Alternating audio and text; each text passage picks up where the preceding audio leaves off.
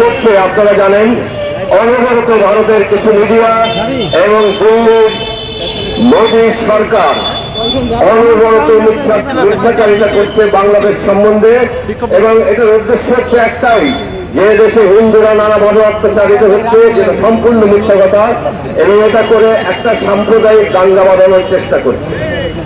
এটা কেন করছে? তারাও এটা বোঝে যে বাংলাদেশের জনগণকে এত তাড়াতাড়ি এরকম একটা উস্কানি দিয়ে বিচলিত করা যাবে না, এবং এখানে এখন পর্যন্ত সেই দাঙ্গাটা তারা বাঁধাতে পারেনি।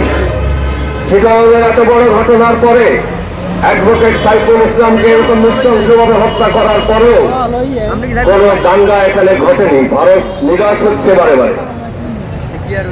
আমি এটারও ব্যাখ্যা দিচ্ছি আপনাদের।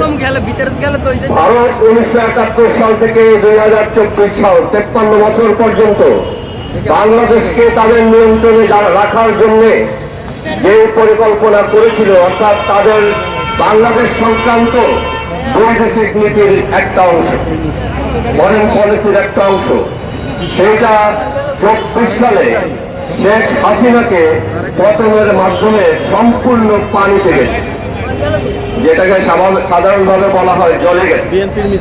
তাদের এতদিনের একটা অর্জন, যেখানে তারা প্রায় সম্পূর্ণ করে এনেছিল সিকিমের মতো শেখ হাসিনার একটা রাশি এখানে বসিয়ে বাংলাদেশকে ভারতের পূর্ণ নিয়ন্ত্রণে নিয়ে যাওয়ার একটা সম্ভাবনা সৃষ্টি হয়েছিল, সেটা হঠাৎ সম্পূর্ণ ব্যর্থ করে দেয়। তাও তারা ব্যর্থ করে বাংলাদেশেরই কিছু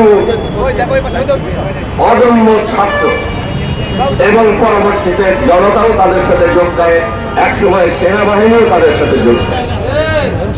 ভারতের এই 53 বছরের একটা অর্জন এইভাবে নষ্ট হয়ে যাওয়াতে খুবই মোদীর মাথা নষ্ট হয়ে গেছে। সেই জন্যই হলো এখন এই পাগলামিগুলি করছেন। আপনারা ভালোভাবে বুঝেন, তাহলে আপনারা সবাই মাথা ঠান্ডা রাখতে পারবেন। একটা যুদ্ধ আমাদের উপরে অন্যায় যুদ্ধ যদি চাপিয়ে দেওয়া হয়, সেই যুদ্ধ করার মতো লোকবল এবং সক্ষমতা আমাদের নিশ্চয়ই আছে। আমরা সেই যুদ্ধ করব, কিন্তু যুদ্ধটা যদি আমি খেলায় জিততে পারি, তাহলে আমি খুব অল্প খরচে, অল্প সময়ে এবং কারো মৃত্যু না ঘটিয়ে সেই যুদ্ধটা জিতে পারি। আমাদের জন্য সেই, আমি মনে করি বাংলাদেশের সবার জন্য সেই ক্ষেত্রে এখন করণীয় কি? কোন রকমেই ভারতের উস্কানিতে পা দেবেন, যে কোনো মূল্যে আন্তঃসাম্প্রদায়িক দাঙ্গা থেকে দূরে থাকবেন, এটা থামানোর চেষ্টা করবেন।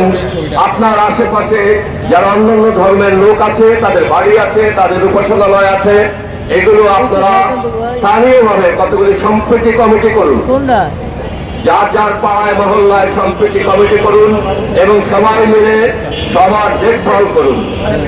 ভারতকে তাদের চক্রান্তের বিনিময়ে শান্ত মাথায় একটা কলা দেখিয়ে দেন। মোদী কলা খেয়ে যাক এখান থেকে।